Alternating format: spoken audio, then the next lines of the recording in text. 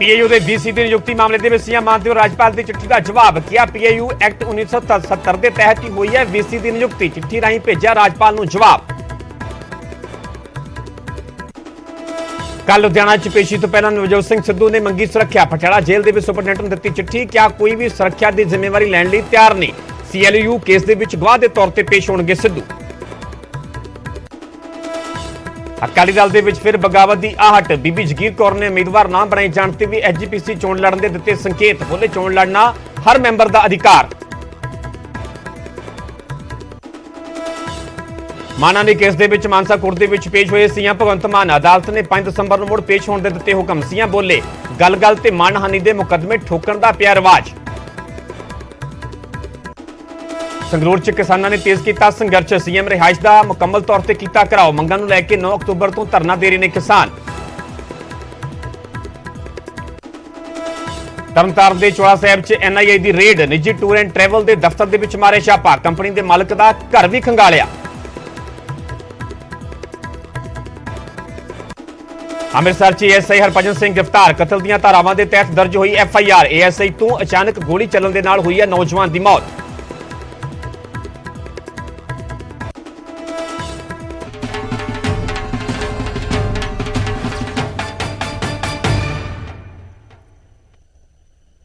सत श्री अकाल, तुसीं देख रहे हो न्यूज़ 18 पंजाब हरियाणा। मैं परमिंदर सिंह तेजा, सारे दर्शकों का बुलेटिन स्वागत है। शुरुआत करांगे वड्डी खबर तो। एक पासे राजपाल ते दूजे पासे मान सरकार। राजपाल ते सरकार दे विचाले आर पार की लड़ाई नजर आ रही है। पीएयू के वीसी नूं लैके सीएम दे वल्लों जवाब दिता गया। राजपाल नूं कानूनी तरीके दे नाल ही नियुक्ति हुई है। यह जवाब दिता गया सीएम भगवंत मान दे वल्लों कि जिहड़ी नियुक्ति हुई है कानूनी तरीके दे नाल ही हुई है, क्योंकि पिछले दिन ही राजपाल दे नूं सिद्धे तौर पर सरकार नूं चिट्ठी लिखी जाती है, पत्र लिखा जाता है। इस दे विच कहा जाता है कि डॉक्टर सतबीर गोसल जिहड़े कि पीएयू के वीसी ने उन्हां दी नियुक्ति गैर कानूनी तरीके दे नाल हुई है। सीधे तौर पर अहुदे तो हटाउण तक के भी आदेश दिते जाते हैं। उस तो बाद सीएम दे वल्लों जवाब दिता गया कि यह नियुक्ति कानूनी तरीके नाल हुई है। मुख्यमंत्री ने राजपाल की चिट्ठी का जवाब दिता है। मुख्यमंत्री ने राजपाल नूं चिट्ठी भेजी है। मुख्यमंत्री ने कहा कि नियुक्ति कानून के मुताबिक हुई है। पीएयू एक्ट 1970 के मुताबिक वीसी की नियुक्ति हुई है। सीएम मान दे वल्लों बकायदा इस दे पिछे हवाला दिता गया पीएयू एक्ट 1970 ते सीएम मान दा कहना है कि इस एक्ट के मुताबिक वीसी की नियुक्ति हुई है। इन्हां तो पहला भी जिहड़े भी वीसी सन उन्हां दी नियुक्ति भी राजपाल दे मंजूरी के बिना ही हुई सी।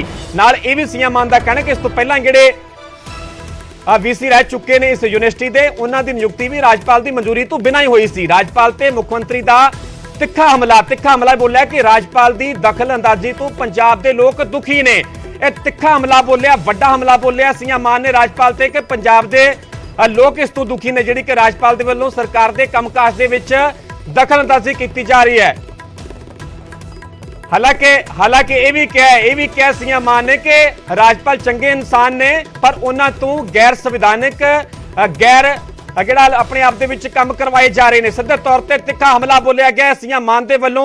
हालां नाल उन्होंने चंगे इंसान भी दस्सिया, पर जो नियुक्ति हुई है पीएयू के वीसी की डॉक्टर सतबीर गोसल की उसनूं बिल्कुल जायज़ ठहराया गया। सीएम मान दे वल्लों बकायदा 1970 वाले एक्ट का हवाला दिता। उन्होंने कहना कि जिहड़े पहलां भी वीसी रह चुके हैं उन्हां दी नियुक्ति इस एक्ट के तहत हुई है। इस खबर ते ज़रा जानकारी लिए साडे सहयोगी पंकज कपाई जुड़े हुए हैं। पंकज, सरकार ते राजपाल दे विचाले तलखी वधदी हुई नजर आ रही है।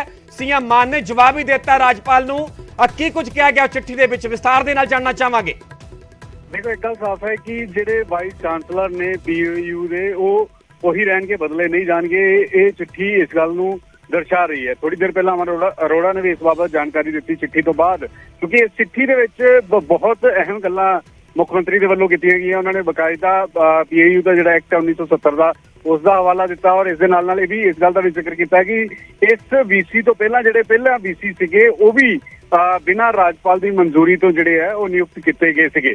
और नाल ही नाल उन्होंने 2 अहम गल्लां कही। उन्होंने कहा कि राजपाल एक चंगे इंसान ने, नेक इंसान ने। मैं कई बार राजपाल नूं मिलिया वां, लेकिन राजपाल एक इन्हां दे इशारे दे उत्ते इस तरीके नाल गैर संविधानिक जिहड़े ने वो काम कर रहे हैं। ये एक तीखा हमला जिहड़ा है राजपाल के उत्ते किया गया। और नाल ही नाल ये भी कहा कि जिहड़ा गैर संवैधानिक काम तुसीं पंजाब दे लई कर रहे हो, पंजाब के लोकां नूं ये पसंद नहीं है, वो बर्दाश्त नहीं करनगे। एक वड्डी स्टेटमेंट जिहड़ी है वो मुख्यमंत्री भगवंत मान वालों अपनी चिट्ठी के जरिए जिहड़ी राजपाल नूं भेजी गई है उस दे जरिए जिहड़ी है बयान की गई है। ਪੰਗੇ ਨਾਲ ਹੀ ਵੱਡਾ ਸਵਾਲ ਹੈ ਕਿਉਂਕਿ ਲਗਾਤਾਰ 25-30 ਦਿਨਾਂ ਦੇ ਵਿੱਚ ਚੌਥਾ ਐਪੀਸੋਡ ਹੋ ਚੁੱਕਾ ਹੈ। ਪਹਿਲਾਂ ਵੀ ਕਈ ਮੁੱਦਿਆਂ ਤੇ ਚਾਹੇ ਵਿਸ਼ੇਸ਼ ਇਜਲਾਸ ਦੀ ਗੱਲ ਹੋਵੇ, ਚਾਹੇ ਚੰਡੀਗੜ੍ਹ ਦੇ ਵਿੱਚ ਸੀਐਮ ਮਾਨ ਦੀ ਗੈਰ ਹਾਜ਼ਰੀ ਦੀ ਗੱਲ ਹੋਵੇ, ਲਗਾਤਾਰ ਸੀਐਮ ਮਾਨ ਤੇ ਰਾਜਪਾਲ ਆਮੋ ਸਾਹਮਣੇ ਹੋ ਚੁੱਕੇ ਨੇ। ਪਰ ਹੁਣ ਸਰਕਾਰ ਦੇ ਵੱਲੋਂ ਸਾਫ਼ ਕਹਿ ਦਿੱਤਾ ਗਿਆ ਕਿ ਨਾ ਤਾਂ ਉਸ ਵੀਸੀ ਨੂੰ ਹਟਾਇਆ ਜਾਵੇਗਾ ਤੇ ਨਾ ਹੀ ਜਿਹੜੀ ਉਹ ਨਿਯੁਕਤੀ ਹੋਈ ਆ ਉਹ ਵੀ ਬਿਲਕੁਲ ਜਾਇਜ਼ ਕਰਾਰ ਦਿੱਤਾ ਜਾ ਰਿਹਾ। ਕੀ ਮੰਨਿਆ ਜਾਵੇ ਕਿ ਇਸ ਦੇ ਨਾਲ ਜਿਹੜੀ ਤਲਖੀ ਹੈ ਰਾਜਪਾਲ ਤੇ ਸਰਕਾਰ ਦੇ ਵਿਚਾਲੇ ਆਉਣ ਵਾਲੇ ਦਿਨਾਂ ਦੇ ਵਿੱਚ ਹੋਰ ਵੱਧ ਸਕਦੀ ਹੈ?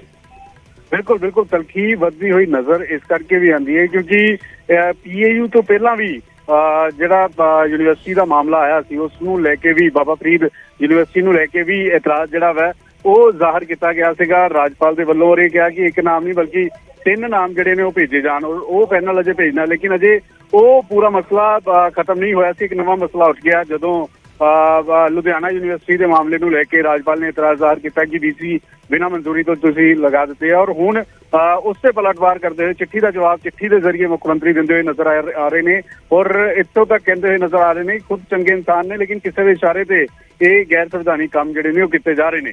ਤਾਂ ਇੱਕ ਗੱਲ ਸਾਫ਼ ਹੈ ਕਿ ਤਲਖੀ ਹੋਰ ਵੱਧਦੀ ਹੋਈ ਨਜ਼ਰ ਜਿਹੜੀ ਹੈ ਉਹ ਰਾਜਪਾਲ ਵਰਸਸ ਸਰਕਾਰ ਦੇ ਵਿਚਾਲੇ ਨਜ਼ਰ ਆ ਰਹੀ ਹੈ।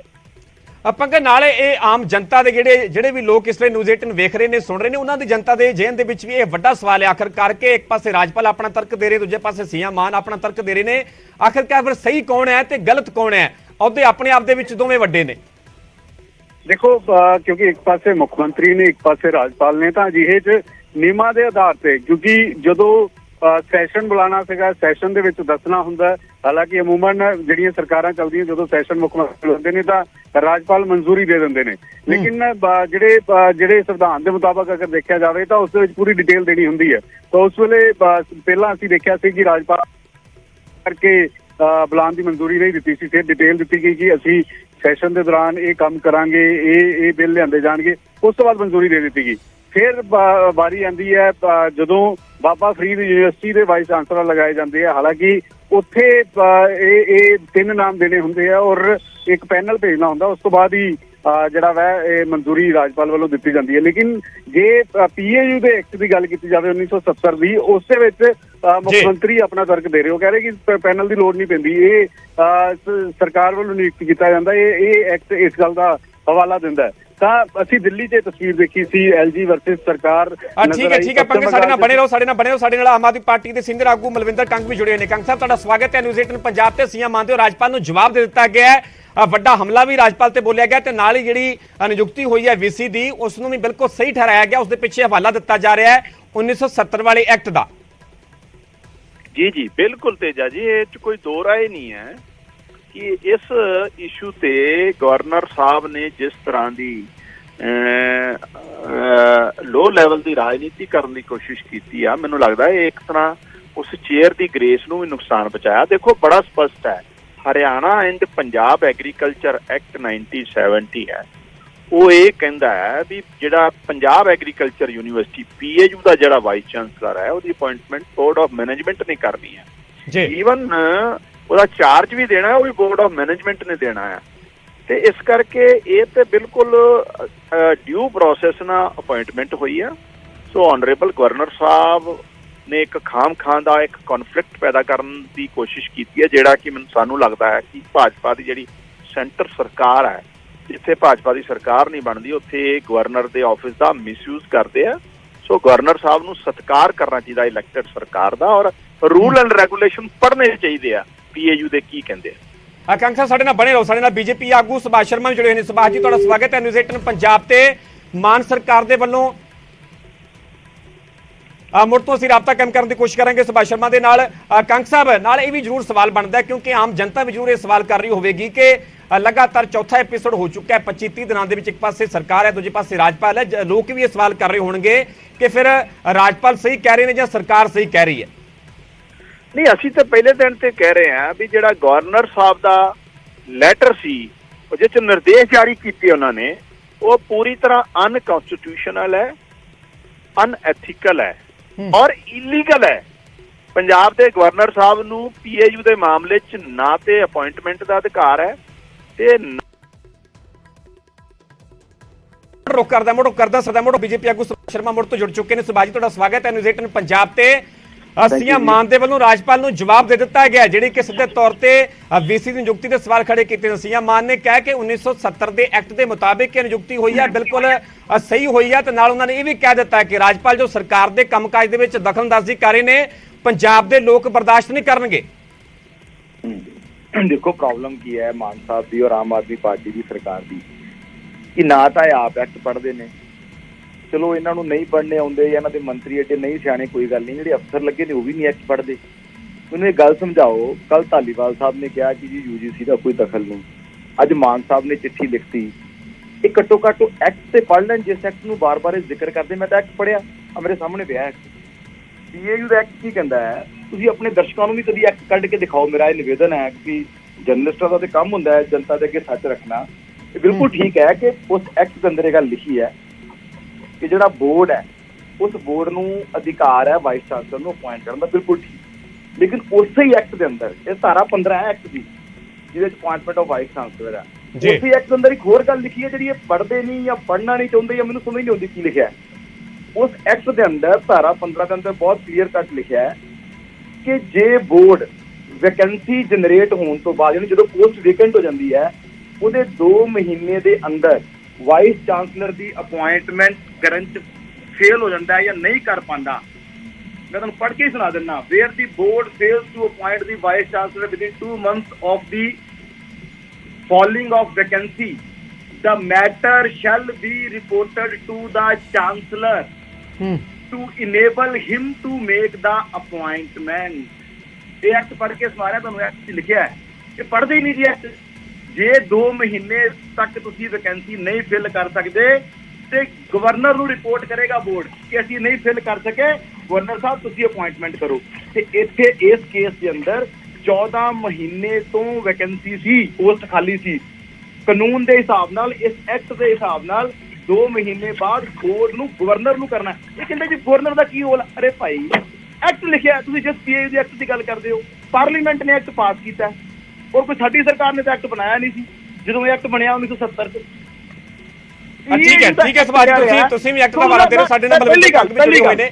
ਆ ਮੁੜ ਤੋਂ ਤੁਹਾਡਾ ਰੁਕ ਕਰਦਾ ਮੈਂ, ਸਾਡੇ ਨਾਲ ਕੰਗ ਸਾਹਿਬ ਜੁੜੇ ਹੋਏ ਨੇ। ਮੇਰਾ ਕਹਿਣਾ ਕਿ ਗੱਲ ਐਕਟ ਤੇ ਸੁਭਾਸ਼ ਜੀ ਤੁਹਾਡੇ ਨਾਲ ਹੁੰਦਾ ਹੈ, ਤੁਸੀਂ ਉਸ ਐਕਟ ਦਾ ਹਵਾਲਾ ਦੇ ਰਹੇ ਹੋ, ਸਰਕਾਰ ਵੀ ਉਸ ਐਕਟ ਦਾ ਹਵਾਲਾ ਦੇ ਰਹੀ ਹੈ। ਕੰਗ ਸਾਹਿਬ ਸੁਭਾਸ਼ ਸ਼ਰਮਾ ਜੀ ਨੇ ਉਸ ਐਕਟ ਦਾ ਹਵਾਲਾ ਦਿੱਤਾ, ਉਹਨਾਂ ਦਾ ਕਹਿਣਾ ਹੈ ਕਿ ਉਸ ਐਕਟ ਦੇ ਮੁਤਾਬਿਕ ਹੀ VC ਦੀ ਨਿਯੁਕਤੀ ਜਿਹੜੀ ਆ ਉਹ ਗੈਰ ਕਾਨੂੰਨੀ ਆ, ਗਲਤ ਹੈ।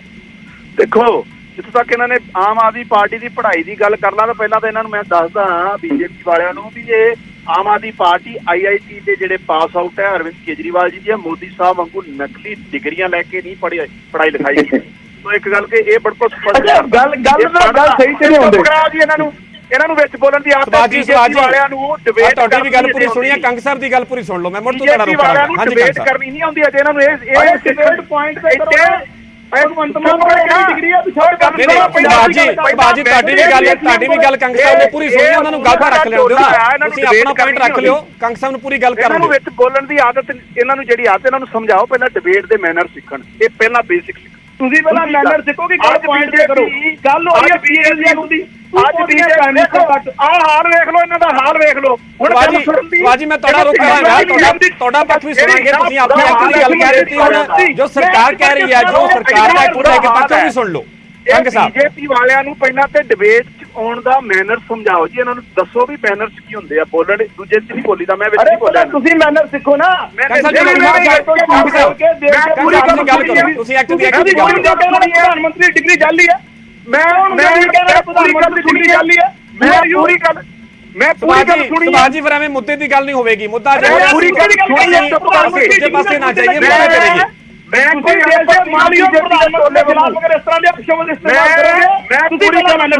ਦੇਖੋ BJP ਵਾਲੇ ਇਹਨਾਂ ਦੇ ਦਮ ਹੀ ਨਹੀਂ ਹੈਗੀ ਗੱਲ ਸੁਣਨ ਦੀ।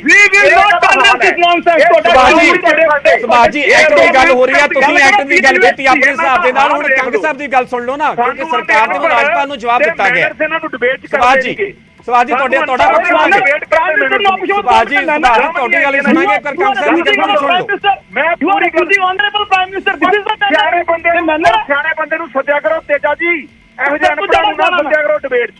ਪ੍ਰਧਾਨ ਮੰਤਰੀ ਨੇ ਕੰਗ ਸਾਹਿਬ ਤੁਸੀਂ ਗੱਲ ਰੱਖੋ ਆਪਣੀ। ਸੁਭਾਜੀ ਨੇ ਐਕਟ ਦੀ ਗੱਲ ਕੀਤੀ ਹੈ, ਤੁਸੀਂ ਤੁਹਾਡੇ ਮੁਤਾਬਿਕ ਐਕਟ ਕੀ ਕਹਿੰਦਾ? ਇਹਨਾਂ ਬੰਦਿਆਂ ਨੂੰ ਡਿਬੇਟ ਕਰਨ ਦਾ ਮੈਨਰਸ ਨਹੀਂ, ਜਿਹੜੇ ਬੰਦਿਆਂ ਨੂੰ ਇਹਨਾਂ ਨੇ ਅਰੇ ਭਈਆ ਜਿਹਨੂੰ ਪ੍ਰਧਾਨ ਮੰਤਰੀ ਦਾ ਮੈਨਰ ਨਹੀਂ, ਜਿਹਨੂੰ ਇਹ ਪਤਾ ਨਹੀਂ ਪ੍ਰਧਾਨ ਮੰਤਰੀ ਦਾ ਕਿਵੇਂ ਸਨਮਾਨ ਕਰਨਾ, ਚਲੋ ਉਹ ਤਾਂ ਅਸੀਂ ਨਿੱਜੀ ਤੌਰ ਤੇ ਕਿਸੇ ਤੇ ਹਮਲਾ ਕਰਨ ਤੋਂ ਗਰੇਜ਼ ਕਰੀਏ, ਅਸੀਂ ਮੁੱਦੇ ਤੇ ਰਹੀਏ। ਮੁੱਦੇ ਦੀ ਗੱਲ ਹੈ ਜਿਹੜੀ ਸਿੱਧੇ ਤੌਰ ਤੇ ਪੀਐਨਬੀਸੀ ਦੀ ਨਿਯੁਕਤੀ ਦਾ ਮਾਮਲਾ ਹੈ। ਦੇਖੋ ਅੱਜ ਘੱਟੋ ਘੱਟ ਭਾਜਪਾ ਇਹ ਮੰਨਣ ਨੂੰ ਤਿਆਰ ਹੋ ਗਈ ਕਿ ਬੋਰਡ ਆਫ ਮੈਨੇਜਮੈਂਟ ਜਿਹੜਾ ਹੈਗਾ ਆ ਅਪਾਇੰਟਮੈਂਟ ਕਰਦਾ ਹੈ। ਅੱਜ ਤੋਂ 4 ਦਿਨ ਪਹਿਲਾਂ ਤੇ ਇਹਨਾਂ ਨੇ ਇਹ ਵੀ ਨਹੀਂ, ਇਹਨਾਂ ਨੇ ਹੁਣ ਪਤਾ ਨਹੀਂ ਕਿਹੜਾ ਐਕਟ 4 ਦਿਨ ਪਹਿਲਾਂ ਪੜਾਇਆ, ਕਿਹੜੇ ਐਡਵਾਈਜ਼ਰ ਸੀ ਗਵਰਨਰ ਸਾਹਿਬ ਦੇ, ਔਰ ਉਹਨਾਂ ਨੇ ਇਹ ਚਿੱਠੀ ਕਢਾਤੀ। ਦੇਖੋ ਮੈਂ ਫੇਰ ਸਪਸ਼ਟ ਕਰਦਾ, ਸੈਕਸ਼ਨ 15 ਹੀ ਆ ਹਰਿਆਣਾ ਐਂਡ ਪੰਜਾਬ ਐਕਟ 1970 ਜਿਹੜਾ ਆ, ਉਹਦਾ section 15 he board of management ਨੂੰ ਇੰਪਾਵਰ ਕਰਦਾ, ਔਰ ਬੋਰਡ ਆਫ ਮੈਨੇਜਮੈਂਟ ਨੇ ਯੂਨੈਨਿਮਸਲੀ ਵਾਈਸ ਚਾਂਸਲਰ ਜਿਹੜੇ ਆ ਉਹਨਾਂ ਦੀ ਅਪਾਇੰਟਮੈਂਟ ਕੀਤੀ, ਔਰ 2 ਮਹੀਨੇ ਪਹਿਲਾਂ ਹੋਈ ਆ। ਪਹਿਲਾਂ ਤਾਂ 2 ਮਹੀਨੇ ਪਤਾ ਨਹੀਂ ਕਿੱਥੇ ਸੁੱਤੇ ਰਹੇ ਆ ਗਵਰਨਰ ਸਾਹਿਬ, ਪਤਾ ਨਹੀਂ ਕਿਹੜੇ ਇਹਨਾਂ ਦੇ ਐਡਵਾਈਜ਼ਰ ਹੈ, ਕੌਣ ਇਹਨਾਂ ਨੂੰ ਦੱਸਦਾ ਹੈ। ਸੋ ਇਹ ਬੜਾ ਸਪਸ਼ਟ ਹੈ ਕਿ ਭਾਜਪਾ ਗੰਦੀ ਰਾਜਨੀਤੀ ਪੰਜਾਬ ਦੇ ਲੋਕਾਂ ਦੇ, ਪੰਜਾਬ ਦੇ ਇੰਸਟੀਟਿਊਸ਼ਨ ਦਾ ਜਿਹੜਾ ਰਾਜਨੀਤੀਕਰਨ ਕਰਨਾ ਚਾਹੁੰਦੇ, ਅਸੀਂ ਕਰ ਨਹੀਂ ਦੇਵਾਂਗੇ। ਅਸੀਂ ਉੱਥੇ ਵੀ ਧੌਣ ਤੇ ਗੋਡਾ ਰੱਖਿਆ ਸੀ ਜਦੋਂ ਕਿਸਾਨ ਅੰਦੋਲਨ ਕਾਲੇ ਬਿੱਲ ਲੈ ਕੇ ਆਂਦੇ ਸੀ, ਤੇ ਦਿਮਾਗ ਚੋਂ ਵਹਿਮ ਕੱਢ ਲੈਣ ਕਿ ਪੰਜਾਬ ਦੇ ਇੰਸਟੀਟਿਊਸ਼ਨ ਦਾ ਰਾਜਨੀਤੀਕਰਨ। ਅਸੀਂ ਪੰਜਾਬ ਯੂਨੀਵਰਸਿਟੀ ਚੋਂ ਵੀ ਇਹਨਾਂ ਦਾ ਸਫਾਇਆ ਕੀਤਾ, ਤੇ ਪੀਏਯੂ ਸਾਡੀ ਯੂਨੀਵਰਸਿਟੀ ਆ, ਸਾਡੇ ਜਿਹੜਾ ਬੋਰਡ ਆਫ ਮੈਨੇਜਮੈਂਟ ਹੈ ਉਹਨੂੰ ਇੰਪਾਵਰ ਹੈ ਵਾਈਸ ਚਾਂਸਲਰ ਅਪਾਇੰਟ ਕਰਨ ਦੀ, ਔਰ ਵਾਈਸ ਚਾਂਸਲਰ ਅਗਰ ਅਪਾਇੰਟ ਨਹੀਂ ਹੁੰਦਾ ਤੇ ਚਾਰਜ ਕਿਹਨੂੰ ਦੇਣਾ ਹੈ, ਉਹ ਵੀ ਉਹਦੇ ਲਈ ਵੀ ਸਾਨੂੰ ਗਵਰਨਰ ਸਾਹਿਬ ਦੀ ਲੋੜ ਨਹੀਂ। ਇਸ ਕਰਕੇ ਗਵਰਨਰ ਦੇ ਆਫਿਸ ਦਾ ਭਾਜਪਾ ਨੇ ਮਿਸਯੂਜ਼ ਕੀਤਾ ਆ, ਗਵਰਨਰ ਦੀ ਮਾਣ ਮਰਿਆਦਾ ਨੂੰ ਜਿਹੜਾ ਹੈ ਠੇਸ ਪਹੁੰਚਾਈ ਉਹ ਭਾਜਪਾ ਨੇ ਪਹੁੰਚਾਈ ਆ। ਭਾਜਪਾ ਜਿੱਥੇ ਜਿੱਥੇ ਇਹਨਾਂ ਦੀ ਸਰਕਾਰ ਨਹੀਂ ਬਣਦੀ ਇਸ ਤਰੀਕੇ ਨਾਲ ਇਹ ਗੰਦ ਪਾਉਂਦੇ ਆ। ਪੰਜਾਬ ਵਾਲੇ ਕੰਗ ਸਾਹਿਬ ਸੁਭਾਸ਼ ਜੀ ਦਾ ਪੱਖ ਲੈ ਲੈਣੇ ਆਪਾਂ, ਕਿਸਾਨੀ ਅੰਦੋਲਨ ਚ ਧੌਣ ਤੇ ਗੋਡਾ ਰੱਖਿਆ ਇਹਨਾਂ ਦੇ। ਠੀਕ ਹੈ, ਹਾਂਜੀ ਸੁਭਾਸ਼ ਜੀ, ਤੁਸੀਂ ਵੀ ਉਸੇ ਐਕਟ ਦੀ ਗੱਲ ਕਰ ਰਹੇ ਹੋ ਤੇ ਤੁਸੀਂ ਇਸ ਨਿਯੁਕਤੀ ਨੂੰ ਗੈਰ ਕਾਨੂੰਨੀ ਕਹਿ ਰਹੇ ਹੋ, ਸਰਕਾਰ ਵੀ ਉਸੇ ਐਕਟ ਦੀ ਗੱਲ ਕਰ ਰਹੀ ਹੈ, ਉਸ ਨੂੰ ਕਾਨੂੰਨੀ ਤੌਰ ਤੇ ਦੱਸ ਰਹੀ ਹੈ, ਜਾਇਜ਼ ਠਹਿਰਾ ਰਹੀ ਹੈ। ਪੜ੍ਹ ਕੇ ਸੁਣਾਤਾ ਮੈਂ ਤੁਹਾਨੂੰ, ਐਕਟ ਦਾ ਕਲੌਜ਼ ਵੀ ਪੜ੍ਹ ਕੇ ਸੁਣਾਤਾ ਕਿ ਜੇ ਵੈਕੈਂਸੀ ਫਾਲ 2 ਮਹੀਨੇ ਤੋਂ, ਤੁਹਾਨੂੰ ਫਿੱਟ ਬੜਾ ਪੜ੍ਹ ਕੇ ਸੁਣਾ ਦੇਣਾ। ਇਹ ਐਕਟ ਦੀ ਗੱਲ ਹੀ ਨਹੀਂ ਕਰਨਗੇ, ਇਹ ਗੱਲ ਕਰਨਗੇ ਗੁਜਰਾਤ ਦੀ, ਇਹ ਗੱਲ ਕਰਨਗੇ ਫਲਾਣੀ। ਇਹਨਾਂ ਦੀ ਪ੍ਰੋਬਲਮ ਇਹ ਹੈ, ਔਰ ਮੈਂ ਤੁਹਾਨੂੰ ਇੱਕ ਗੱਲ ਹੋਰ ਦੱਸਦਾ, ਇੱਕ ਐਕਟ ਹੈ, ਦੂਜਾ ਪੁਆਇੰਟ ਸੁਣ ਲਓ ਮੇਰਾ ਹੁਣ, ਇਹਨਾਂ ਨੇ ਉਸ ਤੇ ਵੀ ਨਹੀਂ ਆਣਾ। UGC ਦੀ 2018 ਦੀ ਅਮੈਂਡਮੈਂਟ, ਦੇਖੋ ਇਹ ਦੇਸ਼ ਚੱਲਣਾ ਸੰਵਿਧਾਨ ਨਾਲ, ਜਿਹੜਾ ਸੰਵਿਧਾਨ ਹੈ ਕਹਿੰਦਾ ਸਾਡੀ ਚੁਣੀ ਸਰਕਾਰ, ਸਾਡੀ ਚੁਣੀ ਸਰਕਾਰ। ਅਰੇ ਭਈਆ ਜਿਹੜਾ ਸੰਵਿਧਾਨ ਤੁਹਾਡੀ ਚੁਣੀ ਸਰਕਾਰ ਨੂੰ ਤਾਕਤ ਦਿੰਦਾ ਹੈ, ਉਹੀ ਸੰਵਿਧਾਨ ਦੇਸ਼ ਦੀ ਪਾਰਲੀਮੈਂਟ ਨੂੰ ਤਾਕਤ ਦਿੰਦਾ, ਔਰ ਪਾਰਲੀਮੈਂਟ ਇਹ ਹਿੰਦੁਸਤਾਨ ਦੇ ਨੇ। UGC ਦਾ ਜਿਹੜਾ 2018 ਦੀ ਅਮੈਂਡਮੈਂਟ ਐਕਟ ਦੀ, ਉਸ ਐਕਟ ਦੇ ਅੰਦਰ ਬਹੁਤ ਕਲੀਅਰ ਕੱਟ ਲਿਖਿਆ ਕਿ UGC ਦਾ ਜਿਹੜਾ ਇਹ ਐਕਟ ਹੈ ਹਾਇਰ ਐਜੂਕੇਸ਼ਨ ਨੂੰ, ਜਿਹਦੇ 'ਚ ਸਾਰੀਆਂ ਯੂਨੀਵਰਸਿਟੀਆਂ ਆਉਂਦੀਆਂ, ਸਾਰੇ ਐਫੀਲੀਏਟਡ ਕਾਲਜਸ ਆਉਂਦੇ ਆ, ਸਾਰੇ ਹਾਇਰ ਐਜੂਕੇਸ਼ਨ ਇੰਸਟੀਟਿਊਸ਼ਨ ਆਉਂਦੇ ਆ। UGC ਦਾ ਐਕਟ ਉਹਨਾਂ ਸਾਰੇ ਐਕਟ ਨੂੰ ਸੁਪਰਸੀਡ ਕਰਦਾ ਹੈ। ਅਗਰ ਕੋਈ ਗੱਲ ਆਏਗੀ ਤਾਂ UGC ਦਾ ਐਕਟ ਪ੍ਰਵੇਸ਼ ਕਰੇਗਾ। ਔਰ UGC ਸੁਣ ਲਓ ਮੇਰੀ ਗੱਲ ਸੁਣੋ, ਇਹੀ ਸੇਮ ਕੇਸ ਵੈਸਟ ਬੰਗਾਲ ਦੀ ਸਰਕਾਰ ਚਲੀ ਗਈ ਤਾਂ ਜਿਹੜੇ ਕਹਿੰਦੇ ਗਵਰਨਰ ਦਾ ਕੀ ਰੋਲ ਹੈ, ਗਵਰਨਰ ਦਾ ਕੀ ਰੋਲ ਹੈ, ਵੈਸਟ ਬੰਗਾਲ ਨੇ ਵੀ ਇਹੀ ਕੰਮ ਕੀਤਾ ਕਿ ਚਾਂਸਲਰ ਦਾ ਕੀ ਕੰਮ ਹੈ। ਹਾਈ ਕੋਰਟ ਨੇ ਚਪੇੜਾ ਮਾਰੀਆਂ ਤੇ ਜਵਾਬ ਲੈ ਰਹੇ ਹੋ। ਹਾਂਜੀ ਹਾਂਜੀ ਕੰਗ ਸਾਹਿਬ, ਉਹਨਾਂ ਤੁਹਾਡੇ ਨਾਲ ਆਉਣਾ ਮੈਂ ਗੱਲ ਪੂਰੀ ਕਰ ਦਿਓ। ਡਿਸੀਜਨ ਹੈ ਸੁਪਰੀਮ ਕੋਰਟ ਦਾ, ਉਹ ਬਹੁਤ ਕਲੀਅਰ ਕੱਟ, ਤੁਹਾਨੂੰ ਪੜ੍ਹ ਕੇ ਸੁਣਾ ਦਿੰਦਾ ਜੇ ਕਹੋ ਤੇ। ਇਹਨਾਂ ਕੋਲ ਤਾਂ ਕਾਗਜ਼ ਹੀ ਕੋਈ ਨਹੀਂ, ਇਹ ਤਾਂ ਗੱਲਾਂ ਕਰੀ ਜਾਂਦੇ, ਨਾ ਐਕਟ ਦੇ ਮੁਤਾਬਕ ਕੰਮ ਕੀਤਾ, ਨਾ 2018 ਦੇ ਪਾਰਲੀਮੈਂਟ ਦੇ ਅਮੈਂਡਮੈਂਟ ਐਕਟ ਦੇ ਉਤਾਰ ਕੰਮ ਕੀਤਾ, ਨਾ ਸੁਪਰੀਮ ਕੋਰਟ ਦੇ ਡਿਸੀਜਨ ਦੇ ਮੁਤਾਬਕ ਕੰਮ ਕੀਤਾ। ਹੁਣ ਦੇਸ਼ ਤਾਂ ਚੱਲਣਾ ਸੰਵਿਧਾਨ ਨਾਲ, ਦੇਸ਼ ਚੱਲਣਾ ਐਕਟ ਨਾਲ, ਦੇਸ਼ ਚੱਲਣਾ ਕਾਨੂੰਨ ਨਾਲ। ਗੱਲਾਂ ਬਾਤਾਂ ਦੇਸ਼ 'ਚ ਝੂਠੇ ਆਰੋਪ, ਝੂਠੀਆਂ ਗੱਲਾਂ, ਝੂਠਾ ਕਰੈਕਟਰ ਅਸੈਸੀਨੇਸ਼ਨ, ਦੇਸ਼ ਦੇ ਪ੍ਰਧਾਨ ਮੰਤਰੀ ਦੇ ਬਾਰੇ ਝੂਠੀਆਂ ਗੱਲਾਂ ਕਰਨ ਨਾਲ ਗੱਲ ਨਹੀਂ ਬਣਨੀ। ਐਕਟ ਪੜ੍ਹ ਕੇ ਸੁਣਾਇਆ ਮੈਂ ਦੁਬਾਰਾ ਪੜ੍ਹ ਕੇ ਸੁਣਾ ਦਿੰਦਾ ਅਗਰ ਕਹਿੰਦੇ ਹੋ। ਨਹੀਂ ਸੁਭਾਸ਼ ਜੀ ਸੁਣ ਲਿਆ, ਪਹਿਲਾਂ ਸੁਣ ਲਿਆ ਆਪਾਂ, ਜਿਹੜਾ ਪੁਆਇੰਟ ਤੁਸੀਂ ਕਹਿ ਰਹੇ ਹੋ ਸਾਡੇ ਤੱਕ ਪਹੁੰਚ ਗਿਆ, ਕੰਗ ਸਾਹਿਬ ਨੇ ਸੁਣ ਲਿਆ। ਕੰਗ ਸਾਹਿਬ 2-3 ਅਹਿਮ ਪੁਆਇੰਟ ਨੇ ਜੋ ਸੁਭਾਸ਼ ਜੀ ਕਹਿ ਰਹੇ ਨੇ। ਉਹ ਇਹ ਕਹਿ ਰਹੇ ਨੇ ਕਿ ਐਕਟ ਇਹ ਕਹਿੰਦਾ ਕਿ ਜੇ 2 ਮਹੀਨੇ ਤੱਕ ਨਿਯੁਕਤੀ ਨਹੀਂ ਹੁੰਦੀ ਫਿਰ ਰਾਜਪਾਲ ਤੈਅ ਕਰਦਾ ਹੈ 14 ਮਹੀਨੇ ਤੱਕ ਨਿਯੁਕਤੀ ਹੋਈ ਹੈ। ਨਾਲ ਹੀ UGC ਦੀ ਵੀ ਗੱਲ ਕਰ ਰਹੇ ਨੇ ਸੁਭਾਸ਼ ਜੀ। ਕੰਗ ਸਾਹਿਬ ਦੇਖੋ, ਪਹਿਲੀ ਗੱਲ ਤੇ ਮੇਰਾ BJP ਨੂੰ ਚੈਲੰਜ ਹੈ ਕਿ ਆਨਲਾਈਨ ਪਈ ਆ UGC ਦੀਆਂ ਜਿੰਨੀਆਂ ਵੀ ਦੇਸ਼ 'ਚ ਯੂਨੀਵਰਸਿਟੀਆਂ ਉਸ PAU ਦਾ ਨਾਂ ਨਹੀਂ ਹੋਊਗਾ। ਇਹ ਕਰਕੇ ਬੜਾ ਸਪਸ਼ਟ ਹੈ। ਹਾਂ, ਗੁਰੂ ਨਾਨਕ ਦੇਵ ਯੂਨੀਵਰਸਿਟੀ, ਪੰਜਾਬੀ ਯੂਨੀਵਰਸਿਟੀ, ਉਹਦੇ ਵੀ ਚਾਂਸਲਰ ਹੈਗੇ ਆ, ਚਾਂਸਲਰ PAU ਦੇ ਵੀ ਆ, ਲੇਕਿਨ PAU ਦੀ ਐਗਰੀਕਲਚਰ ਡਿਪਾਰਟਮੈਂਟ ਅੰਡਰ, ਇਹਨਾਂ ਨੂੰ ਪਤਾ ਹੀ ਕੁਝ ਹੈ ਨਹੀਂ। ਇਹਨਾਂ ਨੂੰ ਇਹ ਨਹੀਂ UGC ਦੀ ਯੂਨੀਵਰਸਿਟੀ ਨਹੀਂ ਗੀ, ਇਹ ICAR ਦੇ ਅੰਡਰ ਹੈ। ਇਹ ਗੱਲ ਸਪਸ਼ਟ ਹੋਣ।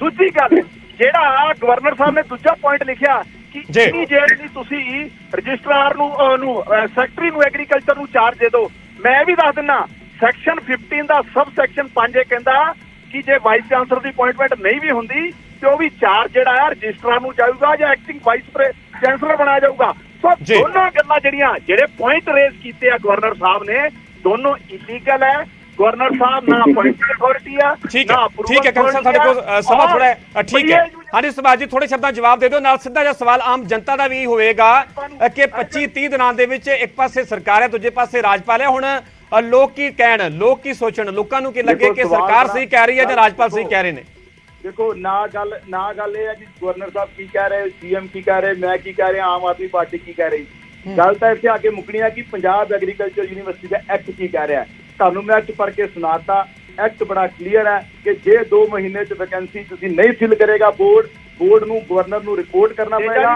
ਅਪਾਇੰਟਮੈਂਟ ਦਾ ਅਧਿਕਾਰ ਗਵਰਨਰ ਕੋ ਆ ਜੀ। ਇਹ ਜੋ ਮਰਜ਼ੀ ਕਰ ਲੈਣ ਇਹਨਾਂ ਦੀ ਇਲੀਗਲ ਅਪਾਇੰਟਮੈਂਟ ਟਿਕਣੀ ਨਹੀਂ ਤੁਸੀਂ ਠੀਕ ਹੈ। ਇੱਥੇ ਤੇ ਮੈਂ ਵੀ ਇੱਥੇ ਠੀਕ ਹੈ, ਰੋਜ਼ ਹਾਈ ਕੋਰਟ ਸਾਡੇ ਕੋਲ ਨੂੰ ਸਮਾਂ ਆਉਂਦਾ। ਘੱਟ ਹੈ। ਹਾਂਜੀ, ਹਾਂਜੀ, ਇਹਨਾਂ ਦੀ ਕੰਗ ਸਾਹਿਬ, ਬੱਗੇ ਵਾਲੀ ਥੋੜ੍ਹੇ FIR ਦਾ ਕੀ ਬਣਿਆ ਬੱਗੇ ਵਾਲੀ FIR ਦਾ ਕੀ ਬਣਿਆ ਕੰਗ ਸਾਹਿਬ, ਘਰ ਥੋੜ੍ਹੇ ਘਰ ਸ਼ਬਦਾਂ ਦਾ ਸਕੀਮ ਵਾਪਸ ਕਿਉਂ ਲਈ ਕੋਰਟ ਜਾ ਕੇ ਇਹਨਾਂ ਦੀ ਮਾਈਨਿੰਗ ਪਾਲਿਸੀ ਕੋਰਟ ਨੇ ਕਿਉਂ ਸਟੇ ਕਰਤੀ ਇਹ ਰੋਜ਼ ਹਾਈ ਕੋਰਟ ਤੋਂ ਚਪੇੜਾ ਖਾਂਦੇ ਆ ਰੋਜ਼ ਇਹ ਹਾਈ ਕੋਰਟ ਤੋਂ ਗਾਲਾਂ ਖਾਂਦੇ ਆ ਚਿਰਕਾਂ ਖਾਂਦੇ ਆ ਲਤਾੜ ਖਾਂਦੇ ਆ ਇਹ ਗਵਰਨਰ ਸਾਹਿਬ ਨੂੰ ਰੋਜ਼ ਯਾਦ ਕਰਨਾ ਪੈਂਦਾ ਇਸ ਕਰਕੇ ਉਹ vice chancellor has to go ਤੁਸੀਂ ਦੇਖੋਗੇ ਠੀਕ ਹੈ, ਠੀਕ ਹੈ।